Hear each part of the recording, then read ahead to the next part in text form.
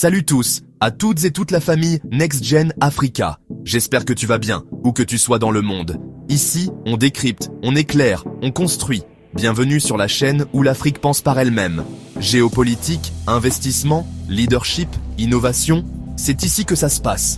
Abonne-toi tout de suite, active la cloche, like la vidéo si tu crois en une Afrique forte, et dis-nous en commentaire, est-ce la fin d'un système agricole ou le début d'une révolution verte? Aujourd'hui, on parle d'un choix audacieux, controversé. Le Burkina Faso dit stop aux engrais chimiques. Un décret signé par le capitaine Traoré en janvier 2025 bouleverse toute l'agriculture burkinabé. Révolution écologique ou suicide économique? Au sommaire, pourquoi le Burkina a interdit les engrais chimiques? Les risques, famine ou solutions durables? La résilience des agriculteurs? Les chiffres réels, plus 20% de rendement? L'impact géopolitique au Sahel, soutient la chaîne gratuitement en consultant nos liens affiliés en description. Produits enfants, Amazon, produits naturels, LR Health and Beauty. Et si un pays décidait de changer radicalement son modèle agricole? En janvier 2025, le capitaine Ibrahim Traoré annonce un décret interdisant les engrais chimiques au Burkina Faso.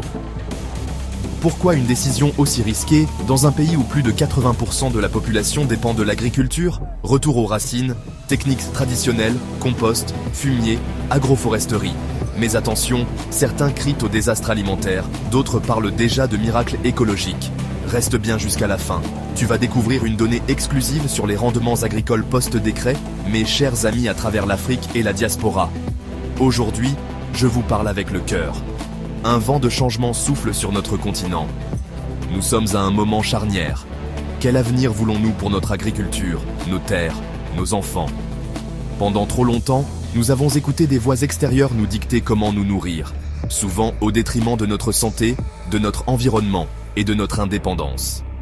Aujourd'hui, le Burkina Faso, le pays des hommes intègres, ose dire assez. Il ne s'agit pas seulement de techniques agricoles. Il s'agit de nous réapproprier notre récit et de croire aux solutions africaines pour les défis africains. La voie choisie par le Burkina Faso est audacieuse. Certains la qualifient de risquée. D'autres y voient de l'espoir. Qu'est-ce que cela signifie pour nous, où que nous soyons? Explorons cela ensemble. L'histoire qui se déroule au Burkina Faso nous concerne tous. Elle nous met au défi de remettre en question le statu quo et nous invite à nous engager. La terre d'Afrique nous appelle. Sommes-nous prêts à écouter? Le Burkina Faso, au cœur de l'Afrique de l'Ouest, est reconnu pour sa résilience. L'agriculture est le pilier de la nation. Des millions de personnes dépendent de la terre pour leur subsistance. Le coton, le sorgho, le mil et le maïs rythment la vie.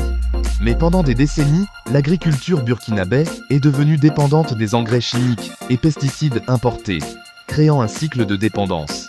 Les bénéfices quittèrent le pays et la fertilité naturelle des sols diminuait. En janvier 2025, le gouvernement dirigé par le capitaine Ibrahim Traoré a fait une annonce historique. L'interdiction des engrais chimiques et des pesticides. Cette mesure audacieuse a provoqué une onde de choc dans le secteur. Le Burkina Faso a choisi la voie de l'autonomie agricole, de la durabilité écologique et de la santé publique. Ce décret a marqué un changement fondamental. Se libérer de la dépendance et autonomiser les communautés locales. L'agriculture ne se limite pas à la nourriture. Il s'agit de bâtir une nation résiliente et souveraine. La décision a été accueillie avec autant d'applaudissements que d'appréhension. Pour beaucoup, elle est devenue une source de fierté. Leurs dirigeants étaient prêts à prendre des décisions difficiles pour le bien à long terme de la nation.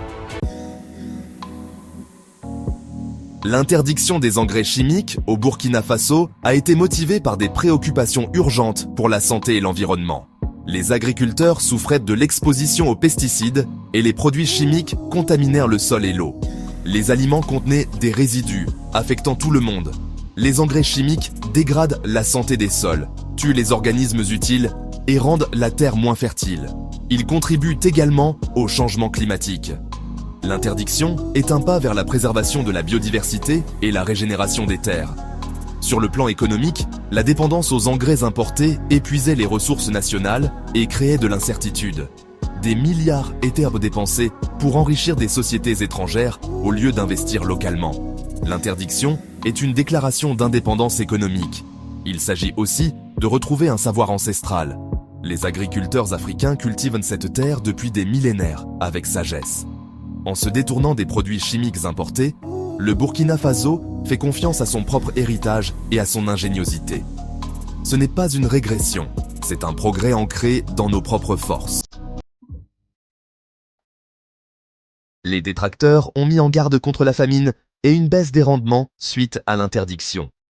Assurer la transition de tout un secteur est une tâche colossale et les défis sont réels. Mais le Burkina Faso n'est pas pris au dépourvu. Le pays adopte l'agroécologie, travailler avec la nature et non contre elle. Le compost, la rotation des cultures, les cultures associées et les variétés de semences locales sont encouragés. La formation et les réseaux d'apprentissage entre agriculteurs diffusent les connaissances. L'accent est mis sur la création de systèmes résilients moins dépendants des intrants externes. Il ne s'agit pas seulement de remplacer des produits, c'est une transformation du paradigme agricole. La peur de la famine est remplacée par l'espoir. Des solutions durables et ancrées localement prennent racine. La nation prouve que le changement est possible. Le monde observe. 5 mois après l'entrée en vigueur de l'interdiction, les premiers signes sont encourageants. Les prophètes de malheur n'ont pas vu leurs prédictions se réaliser. Les données des premières récoltes sont éloquentes. Les rendements de mil ont augmenté de 18%, ceux du maïs de 12%, battant en brèche le mythe d'une agroécologie non productive. Des sols sains, nourris naturellement, offrent des récoltes abondantes. Adama Traoré, un agriculteur de Koumbia, témoigne « Au début, j'étais inquiet, mais avec la formation, mon mil est meilleur que jamais. La terre est plus riche, mes coûts sont plus bas, et je me sens mieux en sachant que je n'utilise pas de poison. » Le témoignage d'Adama trouve un écho à travers tout le pays. Cette transition va au-delà des simples rendements. Il s'agit de fierté et d'autonomisation. Les agriculteurs se réapproprient la maîtrise de leur métier, en s'appuyant sur les savoirs et les ressources locaux. Il y a une nouvelle énergie dans les campagnes. Innovation, collaboration et espoir. Les communautés travaillent ensemble pour produire du compost, échanger des semences et apprendre collectivement. Cette révolution verte transforme à la fois les champs et les cœurs. L'espoir prend racine, le changement est tangible. L'interdiction décrétée par le Burkina Faso est bien plus qu'une réforme interne. C'est une véritable déclaration de souveraineté alimentaire. Elle remet en question l'ancien modèle où l'Afrique n'était qu'un fournisseur de matières premières et un consommateur de produits importés. Les pays voisins, comme le Mali et le Niger, suivent cela de très près. Cela ouvre la voie à une potentielle alliance sahélienne, axée sur le partage des connaissances et le soutien à leur autonomie mutuelle. Le Burkina Faso se positionne en pionnier de la diplomatie alimentaire, offrant ainsi un nouveau modèle aux nations en développement. En cas de succès, cela pourrait réorienter les débats mondiaux concernant l'aide alimentaire et le développement agricole. De puissants intérêts pourraient s'y opposer, mais la solidarité africaine est essentielle. Soutenir le choix du Burkina Faso, c'est affirmer le droit de l'Afrique à l'autodétermination.